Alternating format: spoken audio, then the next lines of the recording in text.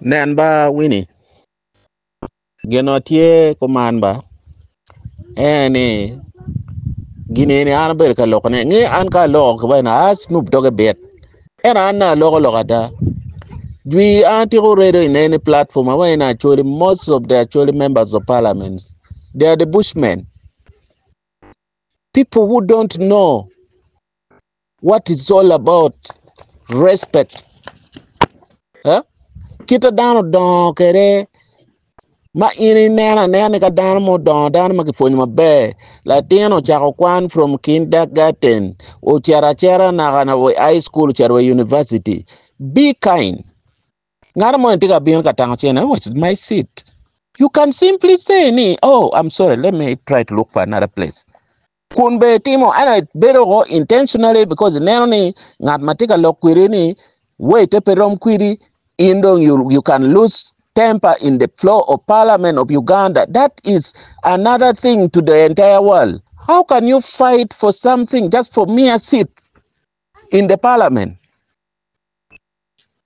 So manyuru ni nyuruwani Akol kalwanyo pe kabero mere koma mwa enini manyuru na eno don yo duel tika nane Akol don yo duel we dilum pian if you are a kid me kwano from nursery school be come up to the university gangu be come no bete to super set duata e bere kama kana imero I chakalo en pe come no wi bala ka gino mo ti maraje wi o wacho wa konyi neno siro ngwa tie ke member of parliament mago ake area mogo makwan no ye chalo in ne to amor kono pa yer jo amor ne grajo ba kono pa mer ngar mo mistaking an no work any area man I and he was the only superstar ma olo at least o japo ke kwan gere ngede kwan mo ne madan kwan ho primary school no ke kwan school pa from P1 to P7 ke kwan school pa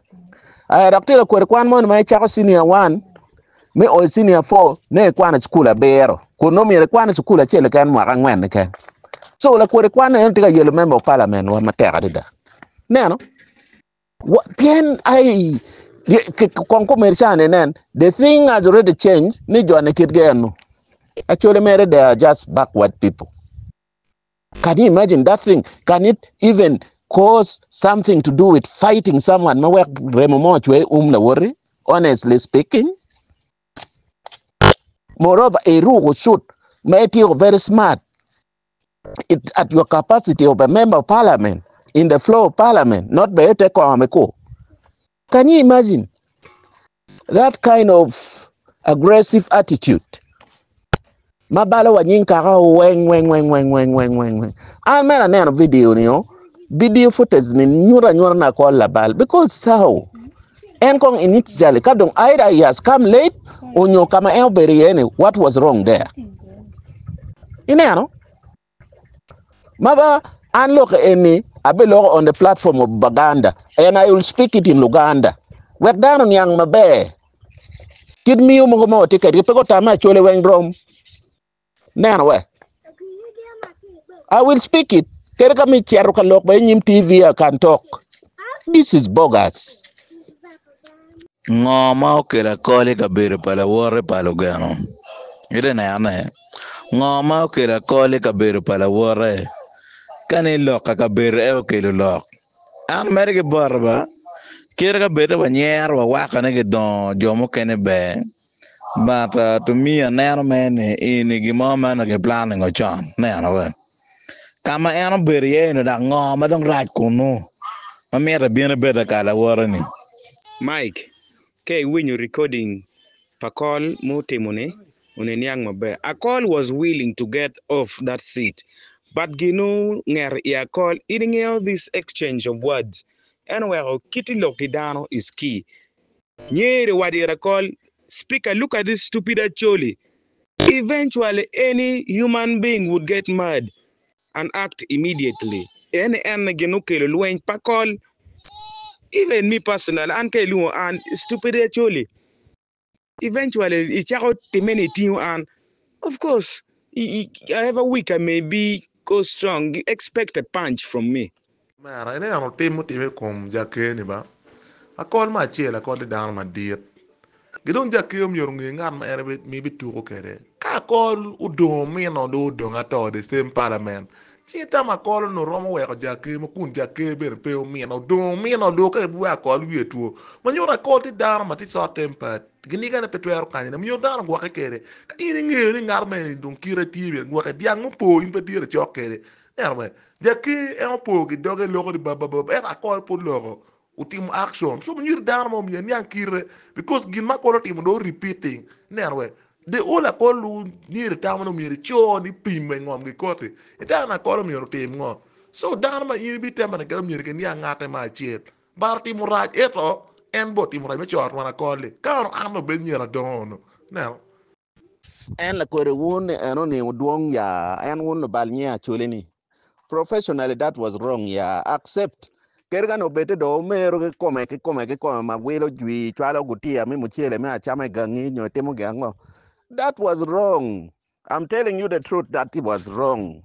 Enano la ko ti type won eno ni enano la ko type won eno no oduong enano binge achielo wa ko lwenyo loyi kere piano maro keto gubu ikom geno mo mi no chamo kene kiloga loga and will get finished enano eno ni la kwer kwole eno ni enano we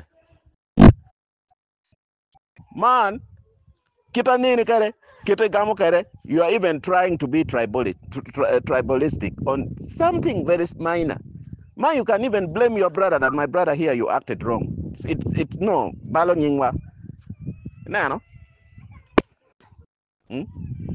Can you even feel that ni Akoli ni mo en jake ni mono o a kinywala ki kom. Can you imagine such a very I pity some people jal wun jo mo kana kara pang e kiro don kere kong bo learning je mo kana po bera luongo ni the big spoon kono ki luongo ni spade ka ngara mo timo bal wajo weko ni mala chen dano yupe ya eh? Je mo ma koro timo ene pe be hmm? Kumbere chani ka wajina waja don kong wadoke politics eh? Ka wajina waja bill me coffee and make passing on in machala in la tiana to be benefiting meaning huh? Ka jeme don ke playing up to the role to the few minorities huh? Kun be nga ge matiki capacity igine enemy huh? Now to make matters worse for over 100 years coffee has been in Bantu areas. Just if now for just only just months ago ene ke chak wajini coffee don ke kele Acholi and then kelo coffee Acholi can kiti busy ka changing the bill into something else kemieta udok muni gin mo ma pe bu konyo kita gwana pe konyo la pera pe konyo umranga pe konyo ni era coffee ke bien ke promote kanyo bal ngo mu do era no gimo pe ke mo bo no ke be logic and it's not about politics mi gina ya ah mun jo mo kano holo widano mier ko bero dong mot